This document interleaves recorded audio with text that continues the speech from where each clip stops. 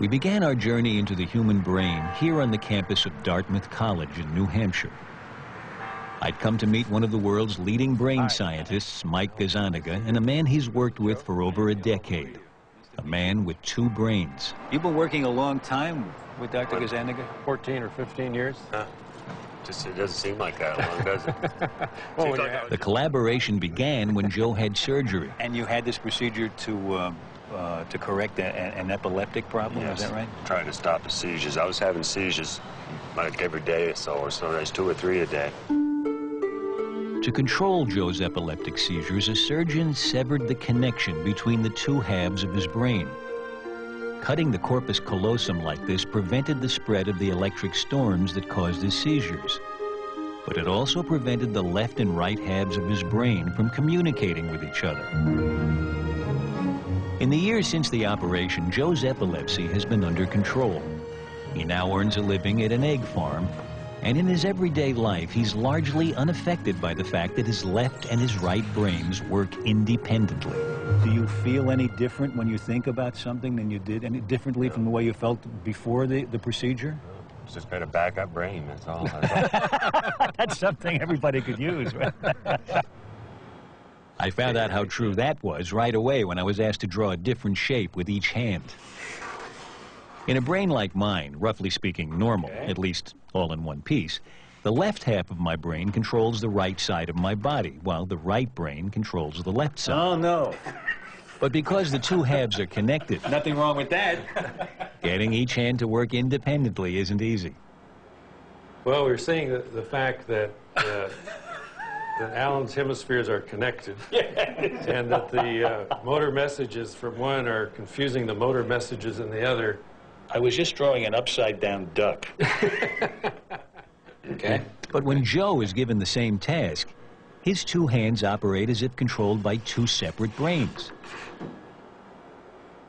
What's happening is that each half of Joe's brain is given a separate instruction. He's asked to fix his eyes on the cross in the center of the screen. Anything flashed to the right of the cross goes only to his left hemisphere. Things to the left go to his right hemisphere. Because the two don't communicate, each hand does only what its half of the brain sees. Wow, look at that. It's really like two different people doing the same. That's right. Same task. That's the idea. Okay, Joe, I want you to keep your hands out in front In of an you. experiment that's now a classic in brain research, Mike Gazzaniga over 30 years ago used a similar setup to find out if the two halves of the brain are specialized to do different things. Ship. Joe is being flashed a word only to one half of his brain. Words flashed to the right Storm. are seen only by his left brain, and Joe can report seeing those words just fine. Piano. Good. But when a word is flashed to his right brain, Didn't see that. Okay. Joe, I'm going to ask you but now watch what happens. to draw that with your left hand.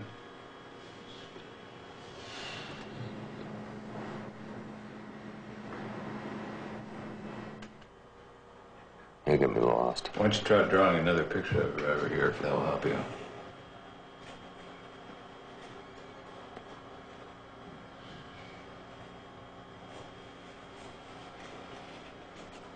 Oh, phone. Oh, okay. Grr.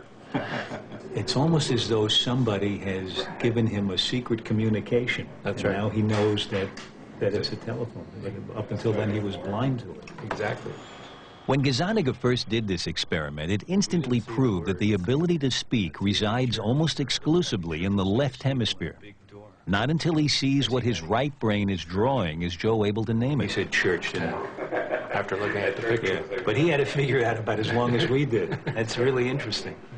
It's a picture here of somebody communicating almost with another person. And the communication is not occurring inside the head. It's occurring out on the piece of paper. Yeah. Blob. I really don't know. You want to draw a little bit more? So far, Joe has been seeing only one word. Cat. That's a cat Things get sound. even stranger when he's flashed two words, each to only one half of his brain. The right hemisphere saw toad. Yeah. And so his left hand draws a toad. So there's the toad. Oh, it's a toad. Right. And this time I was able to guess what was coming. Will they put a little three-legged stool in there later, or what? Joe's speaking left brain saw a stool. Saying the word lets the hand that's controlled by his right brain in on the secret. That's great. That's really interesting. And if he had seen that with the corpus callosum intact, he would have drawn a toadstool. Right. Not a toad and a stool. Right, exactly the point. I've been doing this for 35 years. Yeah. And it gets me every time. Yeah, it must. It must. This time, instead of naming the word, I want you to point to the word. Again, Joe sees two words simultaneously.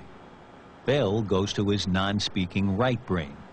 Music to his speaking left brain.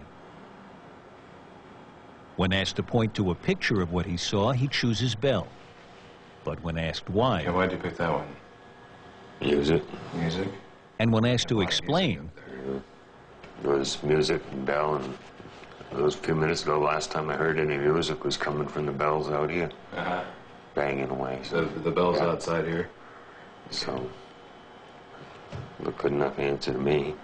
What's extraordinary is that Joe's speaking left brain concocts a plausible story of why he pointed to Bell, even when some of the other pictures more obviously represent music. Gazzaniga believes this determination to find cause and effect, this desire to explain, is the left hemisphere's most marvelous property. One of the unique things to the human brain is this need to interpret why two events occurred. What was the antecedent to this? What caused this? And if you can imagine that a species like us that has that little chip in its brain that asks those questions is going to survive rather well, because it's going to figure out more about the nature of the world than a species that doesn't have that. Okay, Joe, I want you to keep your hand... But as I was about to discover, the right brain has a very useful survival skill all its own. What do you think will happen here? So for you, we're doing a live experiment. Never done it before.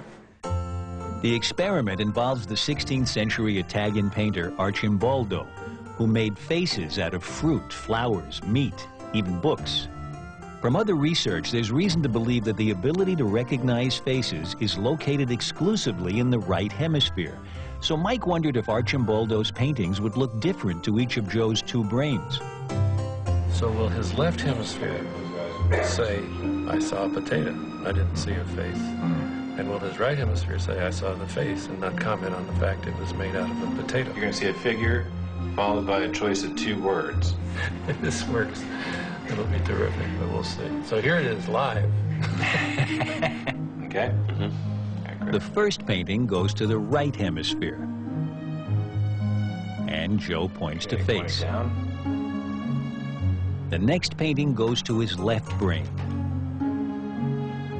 And this time he points to fruits. Mike seemed pleased. Are you having a moment? This is too good.